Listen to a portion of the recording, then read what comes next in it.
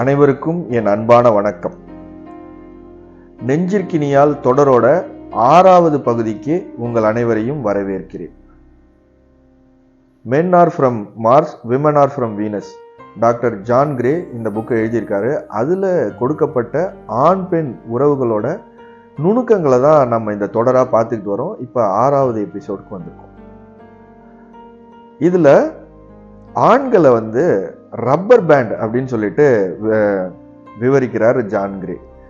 ஆண்கள் பெண்களோட இணக்கமாக இருந்துகிட்டு இருக்கப்ப, அன்பில் மூழ்கி இருக்கிறப்போ ஆண் சட்டென விலகுவான்.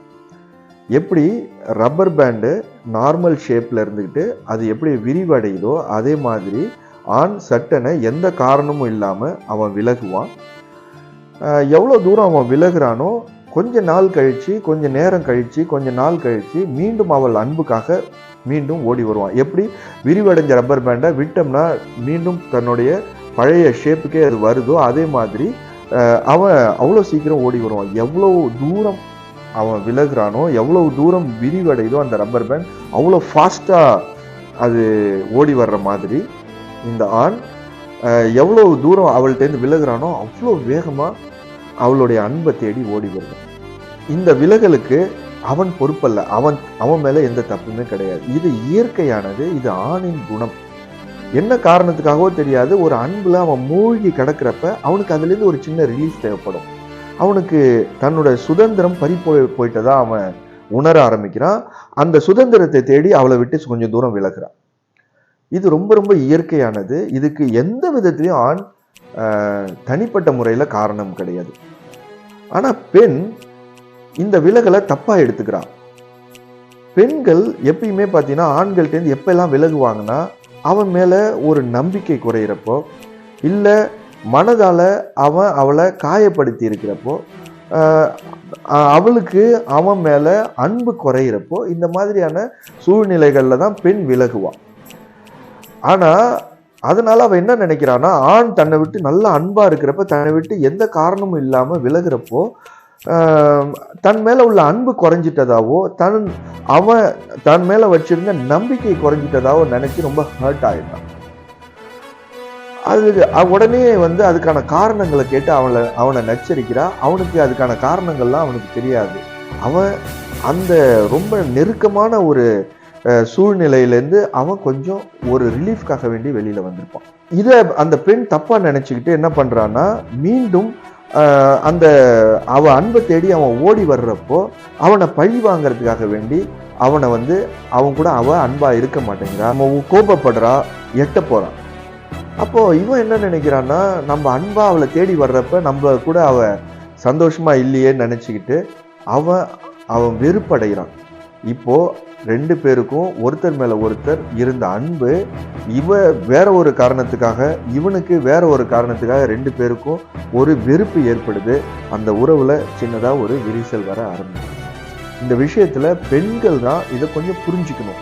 இந்த ஆண் அன்பா இருக்கிறப்போ தன்னை விட்டு சற்று விலகிறதும் மீண்டும் சேர்றதும் ரொம்ப இயற்கையானது. இது அவனுடைய குணம். ஒரு முழு நம்பிக்கை அவன் மேல வச்சு சின்ன காத்திருப்பு போதும். மீண்டும் அவன் ஓடி வர்றப்ப அவனை அரவணைச்சிக்கிட்டா போதும். அந்த அன்பு மேலும் மேம்படும்.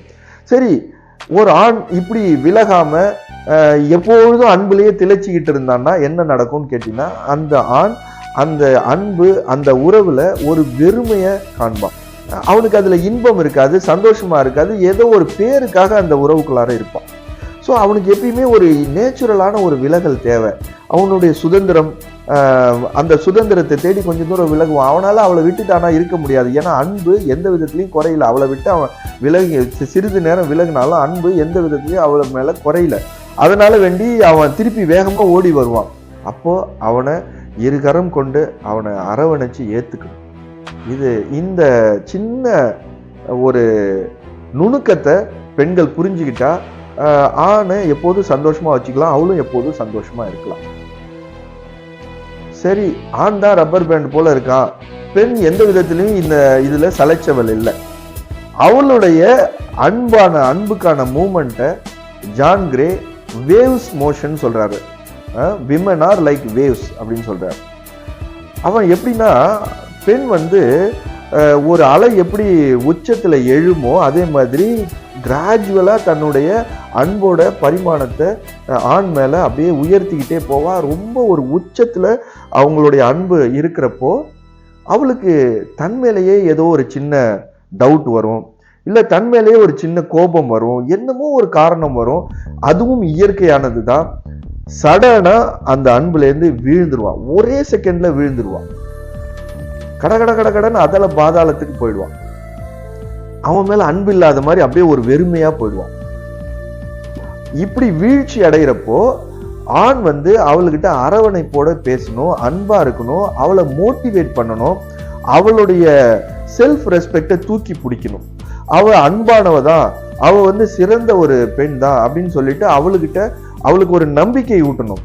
அந்த நம்பிக்கையை கொடுக்குறப்ப கொஞ்சம் கொஞ்சமா எப்படி சடனா வீழ்ந்தவ இப்ப கொஞ்சமா தன்னுடைய அன்போட லெவல்ல மேல வருவா. உச்சத்துக்கு வர்றப்ப அவங்க கூட சந்தோஷமா இருக்கும். இந்த வேவ் மோஷன் பெண்களுக்கு சொந்தமானது, ரப்பர் பேண்ட் மோஷன் ஆண்களுக்கு சொந்தமானது. காதலிலும் உறவிலும் இது ரொம்ப இயற்கையானது. இதை 2 பேருமே புரிஞ்சு வச்சிருக்கணும். இந்த சின்ன நுணுக்கத்தை ஆணும் பெண்ணும் புரிஞ்சுக்கிட்டா வாழ்க்கையில எல்லா நாளும் சுகம்தான்.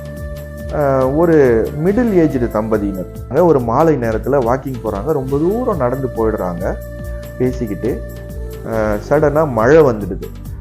மழை ரொம்ப சோன்னு பெய்யுது.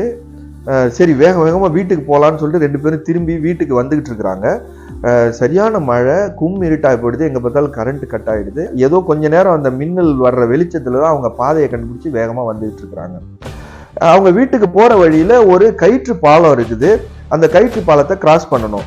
அப்ப ஆண் என்ன செய்யறான், அந்த வெளிச்சத்துல வேகமா நடக்கிறப்போ அவன் முன்னாடி நடக்கிறான். வேகமா நடந்து அந்த கயிற்று பாலத்தை கிராஸ் பண்ணி அந்த பக்கம் போயிடுறான். பெண் கொஞ்சம் ஸ்லோவா நடந்து வராங்க. நடந்து வர்றப்போ அந்த வெளிச்சத்துல அந்த கயிற்று பாலத்தை பாக்குறாங்க. அந்த கயிற்று பாலத்தை தனியா கடக்கிறதுல அவளுக்கு ஒரு பயம் வருது. இருட்டா இருக்குது. அந்த மின்னல் கீற்று வர்ற வெளிச்சத்துலதான் அவ கடந்தாகணும். அவ பாக்குறா தன்னோட கணவன் அந்த புறத்துல நிக்கிறான். அப்போ இங்க இருந்து கூப்பிடுறா. அவன் அதை காதுல கூட வாங்கிக்க மாட்டேங்கிறான். அவன் அங்கேயே சிலை போல நிற்கிறான். அப்ப இவளுக்கு ரொம்ப கோபம் வருது. பாரு, இந்த மாதிரியான ஒரு இக்கட்டான சூழ்நிலையில கூட நம்ம கையை பிடிச்சி அவர் அழைச்சிட்டு போக மாட்டேங்கிறாரு, எப்படிப்பட்ட ஒரு இன்சென்சிட்டிவான மனுஷனா இருக்கிறாருன்னு சொல்லிட்டு ரொம்ப நொந்துக்கிறா, ரொம்ப வேதனைப்பட்டுக்கிறா. இருந்தாலும் மன தைரியத்தை வரவழைச்சு அந்த கயிற்று பாலத்தை அப்படியே பயந்துகிட்டே கடக்குறா. பயங்கர டென்ஷன்ல கடக்குறா. கடந்து கிட்ட வர்றப்ப அவனை சத்தம் போடலாம், அவனை திட்டலாம் அப்படின்னு சொல்லிட்டு கிட்ட வர்றப்ப பாக்குறா. அப்பதான் பாக்குறா அவன் கணவன் கயிற்று பாலத்தோட இன்னொரு பக்க கயிற்றை இழுத்து பிடிச்சிக்கிட்டு நிக்கிறான். அப்பதான் அவ பாக்குறா அந்த கயிற்று பாலத்தோட ஒரு பக்க கயிறு அருந்து இருக்கு. கணவன் அந்த கயிற்று பாலத்தை கடந்து வர்றப்பதான் அவன் பார்த்துருக்கிறான். ஒரு பக்கம் கயிறு அருந்துட்டு இதை இழுத்து பிடிக்கலன்னா தன்னோட மனைவியால அந்த பாலத்தை கடக்க முடியாது, அவ கீழே விழுந்துருவாங்கிற பயத்துல ரொம்ப ரிஸ்க் எடுத்து வலியோட அந்த கயிற்று பாலத்தை இழுத்து பிடிச்சிருக்கான்.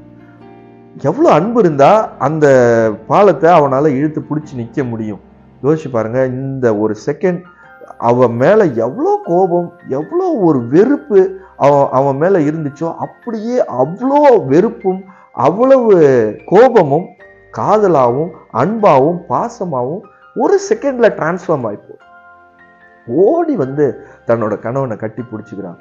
மனைவிக்கு எக்ஸ்ட்ரீமான உதவி செய்யறதுல அந்த கணவனுக்கு அவ்வளோ இன்பம், அவ்வளவு அன்பு இருந்தாதான் அதை செய்ய முடியும். அதே நேரத்துல எவ்வளோ வெறுப்பு இருந்தாலும் தன்னோட கணவனோட நியாயமான நடத்தைய அவ அண்டர்ஸ்டாண்ட் பண்ணிக்கிறப்ப ஒரு செகண்ட்ல அவ்வளவு கோபமும் அவ்வளவு வெறுப்பும் அன்பாவும் காதலாவும் டிரான்ஸ்ஃபார்ம் ஆகி போகும் பெண்ணுக்கு.